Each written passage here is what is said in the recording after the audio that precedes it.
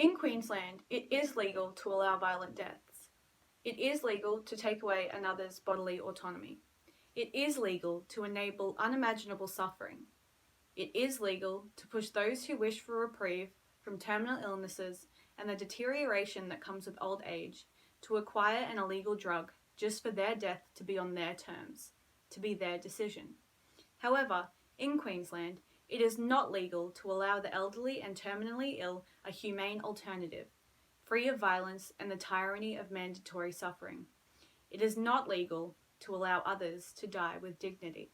Euthanasia is the practice of intentionally ending a life to relieve pain and suffering, and it is currently illegal in all Australian states and territories except Victoria. On the 19th of June 2019, the Voluntary Assisted Dying Act 2017 came into effect. Victorians who are at the end of life and who meet strict eligibility criteria can now request access to voluntary assisted dying. The Victorian Government believes all Victorians are entitled to quality end-of-life care, which relieves pain and suffering and provides compassionate support to family, friends, and carers. We propose that all Australian states and territories adopt the same legislation. Euthanasia allows for a safe and compassionate death for a patient who would otherwise be faced with palliative care. It replaces a violent and traumatic alternative that is currently a silent statistic within Australia. Did you know that every single month in Queensland alone, 7 terminally ill patients take their own life? There were 168 deaths reported to Queensland coroners in 2016 and 2017, which were a result of intentional self-harm. These 168 people were all terminally ill or had a debilitating physical condition. Whether it be using an illegal replicant drug or using violent means, the grim reality of patient suicide is evident and can be shown when looking at the Australian Bureau of Statistics suicide data, which records 51.2% of people dying by suicide in Queensland between 2013 and 2015 were known to have had one or more physical conditions at the time of death. This is why change to euthanasia legislation in the entirety of Australia is imperative. It allows a human being control over their own life. It saves a family the pain and shock caused by suicide. It stops those who see no other option from seeking out a violent alternative, and it allows human beings like you and me the chance to die with dignity. If Australia was to introduce euthanasia for the terminally ill and those who would meet the given criteria, it would spare family and friends of seeing their loved ones suffer a long, drawn-out death. Having to watch the pain of a loved one over a long period of time can be traumatic for an individual. 73% of Australians support voluntary assisted dying and have their loved one's best interests as a key factor into this decision. This decision comes down to if you could sit and watch someone close to your heart slowly decay. It has been suggested that if voluntary euthanasia were to become legal, it would not be long before involuntary euthanasia would start to happen.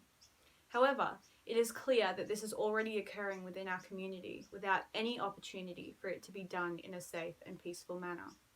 We would be granting this person the opportunity to die with dignity. Another suggested complication of euthanasia is the power given to doctors.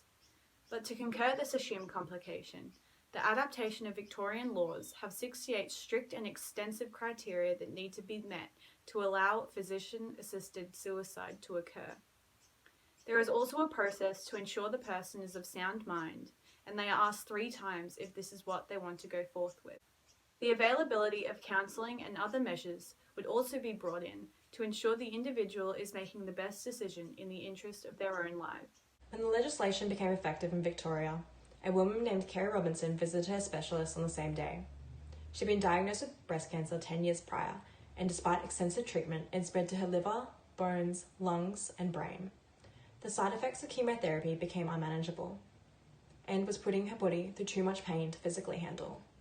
She then insisted to stop treatment, and her wish to commence physician-assisted suicide was granted. Her daughter stated that their mother's death was a beautiful and positive experience and the empowered death that she wanted. Kerry Robertson stated that her reason for going forth with voluntary assisted suicide being that she had no joy in her life. Kerry was only 61 years old and living in a nursing home, and was granted the opportunity to die with dignity, like she wanted. Voluntary euthanasia and/or doctor-assisted suicide is legally available in Victoria, Belgium, Canada, Colombia, Luxembourg, the Netherlands, Switzerland, and several US states. These countries are showing progression in humanitarianism with allowing individuals the right to die with dignity. Euthanasia gives everyone the control over the life they deserve and spares family and close friends from having to watch their loved ones die slowly and painfully.